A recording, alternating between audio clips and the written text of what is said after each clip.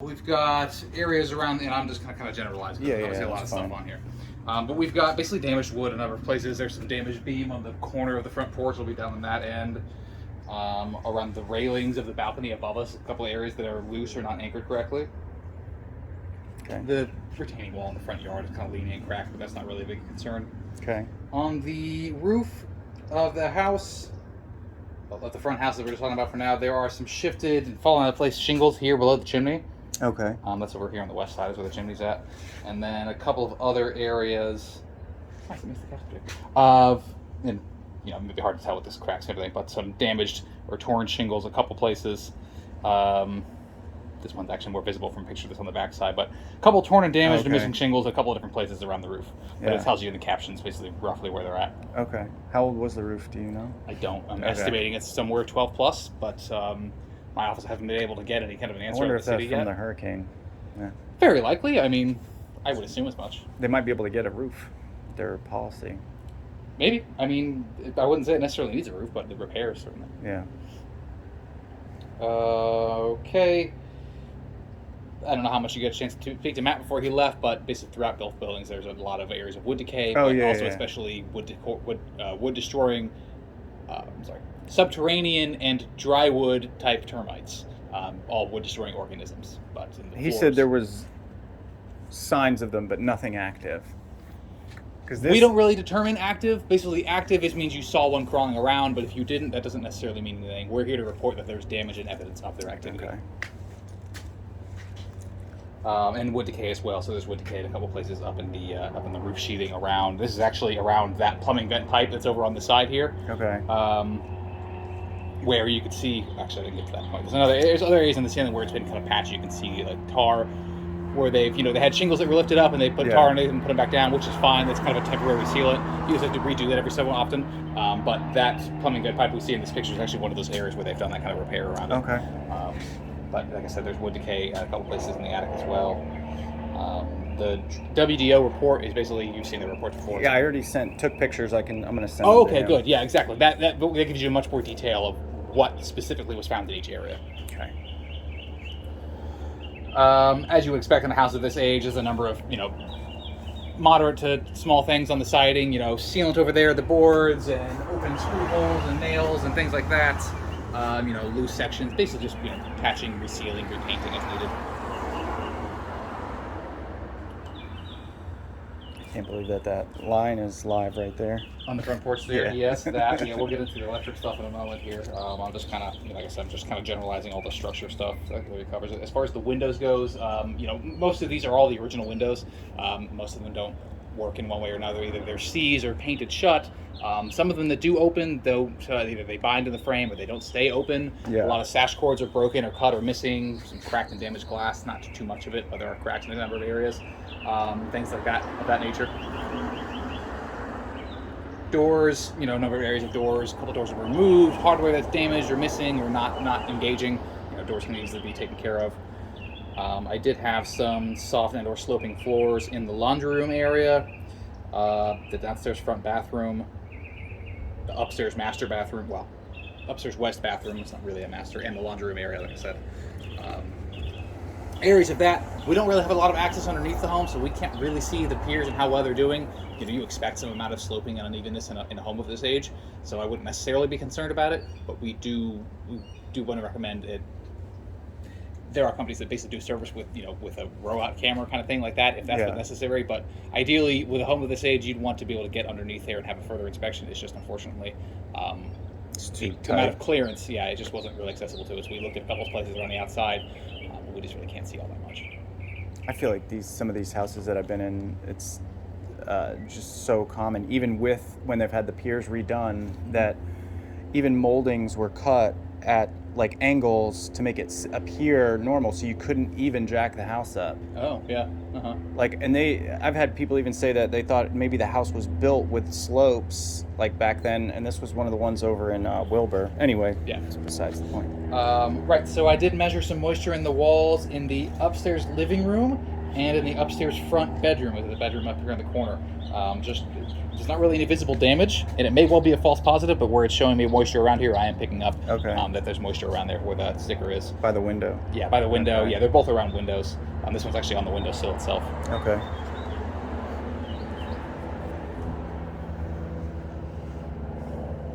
There is in the ceilings and the walls cracking, kind of moderate to minor. Again, the home is old. It does all move and shift and settle, and plaster doesn't really flex anything, so it will crack. There are a couple places that look like more damage, like maybe somebody was in an attic at some point and kind of leaned where they shouldn't have. But there's no moisture in any of it. It's not really a water concern. It's just mostly just cosmetic. Okay.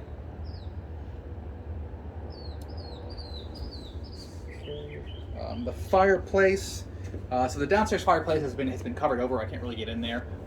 The upstairs one is open though. There's no damper inside. The flue is blocked, and then actually around the sort of facade, if you will, there are cracking, and actually the bricks here. These are actually completely loose in there. It's not really necessarily structure. This shouldn't really affect anything other than what's in the room itself. But you don't want Christmas morning fireplace topple over or anything like that. They just want to brace that up and just repoint everything as far as the mortar, just to keep it nice and sound structurally. Galvanized piping. The home is an older home and was almost certainly built with galvanized piping, and that is, at least in this house, the only plumbing that I see. In the back house, there's galvanized and some CPVC, but it's majority galvanized plumbing. Okay. Not necessarily anything wrong with it, but I know it could be a holdup for some insurance. That's why you guys know that up front. There's also PVC, some white PVC that's in use. Only that I can see in the laundry room. CPVC, which is yellow, that's okay. White PVC is not meant to be used for freshwater plumbing inside of the home. Outside, so from like the street meter up to the walls, that will be okay. But once it's in the walls, it is not supposed to be white PVC. It should only be CPVC. Okay. White PVC for drain only interior. It said call plumber. But it's not DWV, right? What is it? Schedule 40 white PVC? DW what? It's not DWV. That's not something I'm familiar with. But drain, waste, and vent. It's just a thinner wall. No. I'm not really familiar with that term, but it is normal PVC, and anything that would be drain or anything would be a larger diameter than that. You can tell what size those pipes are, but they're. It might have been half-inch, but okay. Yeah. Anything that's drained is always going to be a larger pipe, anyways. I was just trying to pull the picture up because it has like the ASTM numbers on it, but we'll go on. Regardless, even if it was that would still not be proper for. Yeah. No, I know that'd be even worse. Yes, indeed. On the outside of the home, we have a cast iron drain pipe that is it's missing a cap, which is obviously a drain leak, improper ventage. That's potentially basically just sewage can come out of there. The water heater. So the water heater gas valve is turned off. As a home inspector, I cannot operate that valve, so I wasn't able to test this water heater, unfortunately. Okay. There is some damage to it. It might have been just a kind of a scratch and dent, but it's all kind of beat up on the bottom, and one of the cover plates has been removed. They want to have that put back in place. So the house has no hot water right now? Because the gas is turned off. Yes, okay. I mean it has water heater and everything equipment. It's just I am not allowed to turn that valve on to make it start working. Yes. And also it has a safety pan that hasn't been plumbed anywhere, so it should be plumbed to the exterior. Okay. And not just into the crawl space, but out completely. A lot of people just go into the crawl space and leave it that way, but it needs to go all the way out. In the laundry room, the sink has a drain leak at one of the slip joints.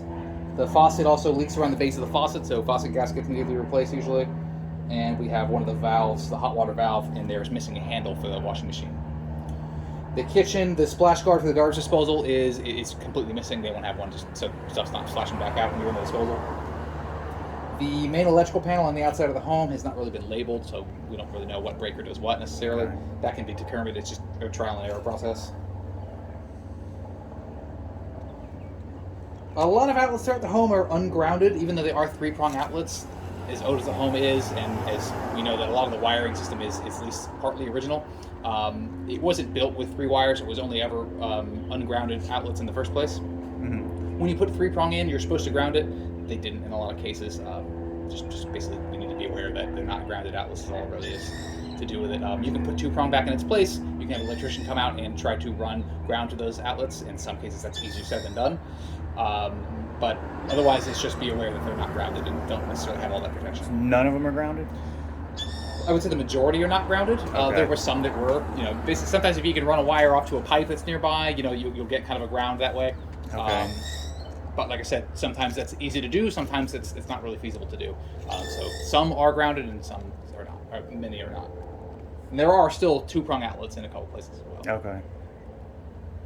I know he was worried about the cloth wiring because he said he had other properties that he was having trouble with, like insurance and everything for. So Yeah. you did find it in use and everything? Oh yes. Okay. I mean, and not just cloth wiring, and what he's probably having is cloth wiring is really common. It's cloth sheath wiring. We probably had that with you before, where it's cloth covering the rubber insulation. This is completely cloth insulated, Okay. and it is active knob and tube wiring as well. Oh, okay. And that is, I mean, never mind insurability, that is no longer permissible. Yeah. So need to have those redone.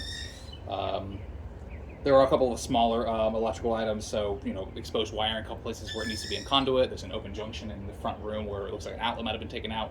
That just needs to be closed up.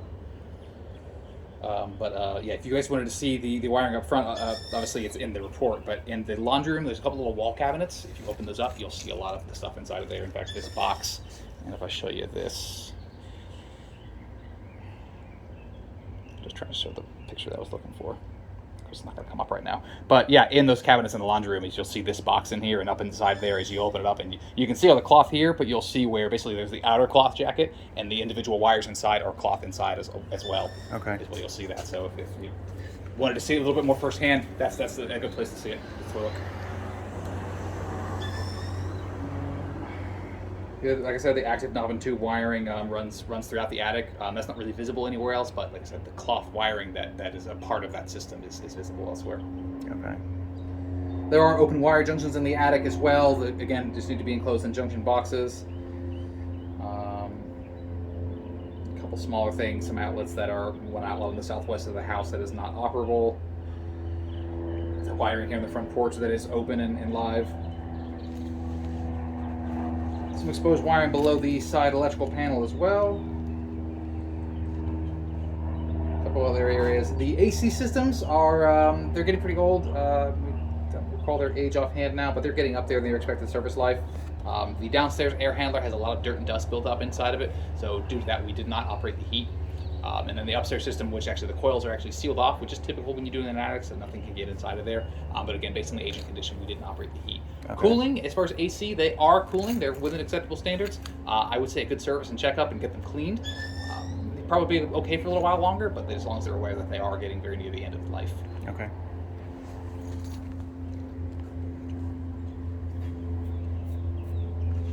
The condensation line for the downstairs air handler. So it was completely disconnected like this when I found it, and actually the floor is kind of a big puddle. Oh, I went gosh. ahead and put it back on just so while I'm running, it's not continuing to leak.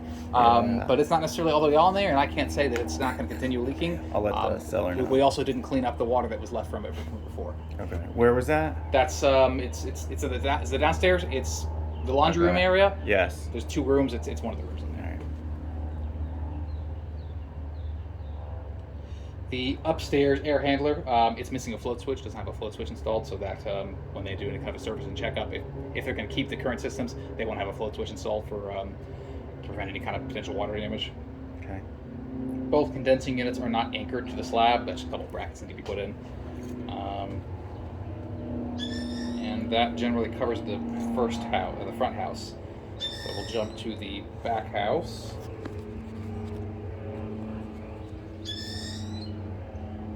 Okay, leaving aside the grounds, cracked driveway, slowly unsettling, just watch their steps. The way they've constructed it, there are some signs of kind of improper construction practice, and we don't know when it was built, of course, but the way they've got the posts on what they call manufactured piers, these kind of block things. Yeah. The garage is supported with there's a steel pillar that's been put in. It's not really anchored or installed. I would recommend a contractor come out and have a look at it and do any kind of repairs to bring it up to building code, whatever code it may have been built to, if any, but just for compliance scary. reasons and everything. The stairs to the upstairs entry door, lots of wood decay, lots of damage. Actually, the ledger board where they attach to the house is starting to pull away as well. So I would either remove them if they're not really needed, because that door's already sealed off anyways at the top of them, or quite a bit of repair to the stairs. Like I said, a lot of the boards at least need to be replaced with wood decay. Maybe that's why they shut down the access. Could very well be. The ventilation. Actually, really on both buildings for the most part. There's not a lot of ventilation, and especially on the back, I can't see sign of any ventilation for the attic space.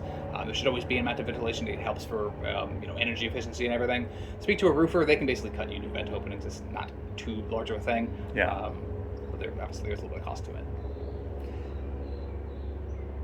Same thing. There was active knob and tube wiring located in the attic. There's also some wood decay and damage and signs of on the other building damage. too. We're all in the other building now. In that attic of that building, as well as throughout the interior, especially in the floors and some of the window framing as well. There's signs of termite damage.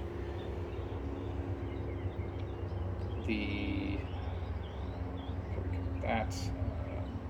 same kind of general siding stuff I mentioned on the front house. That kind of same stuff exists in the back house, but again, that's typical of a home of any age, frankly. Exterior doors, the barn doors, especially, that would be the garage door. Those are obviously they're padlocked, so they're all shut. We can't open them, but there's also gaps and everything where they don't seal shut correctly and everything. Weather stripping, damage, and missing on a couple of the entry doors and things of that nature.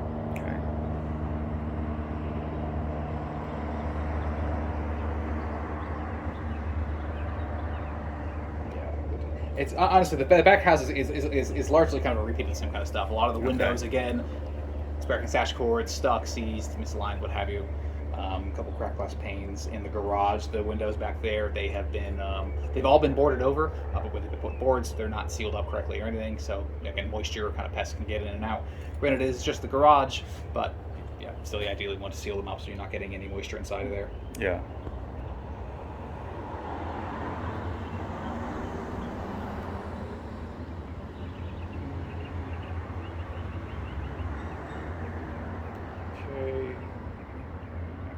Again, galvanized plumbing in the second building.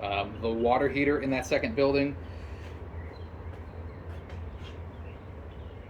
hasn't been installed with a pan or anything. It's actually not elevated either. Gas ones are required to be elevated typically. Okay. The bathroom in the downstairs, in that basically kind of utility room area. Well, actually, you saw for yourself where the commode has been removed and everything, and there's just an open drain pipe, so that needs to be sealed up or redone. The electrical system on the back house, again, so I mentioned there's the cloth wiring, there's knob and tube in the attic. It's also visible in the garage ceiling in a number of areas. Active knob and tube wiring. There's also a double tap circuit breaker in the garage panel, and an open wire junction up in the garage ceiling. Okay. Again, a couple of outlets that, actually I take that back. No, this is not open ground. This is an outlet that was in the northwest room of the second building that was just simply inoperable. The one just not working. The electric space heaters, and it's up to them what they want to do with it. I know that some insurance companies have been an issue with these in the past, but we generally recommend the removal of these kind of things. Okay. Typically they don't work, and they're also very old, and it is a safety precaution that it's suggested that they no longer be used. I didn't even notice them. Yeah, they're in a couple places around the house. I think I saw 3 of them. Again, only in the back house. I didn't see any in the front house.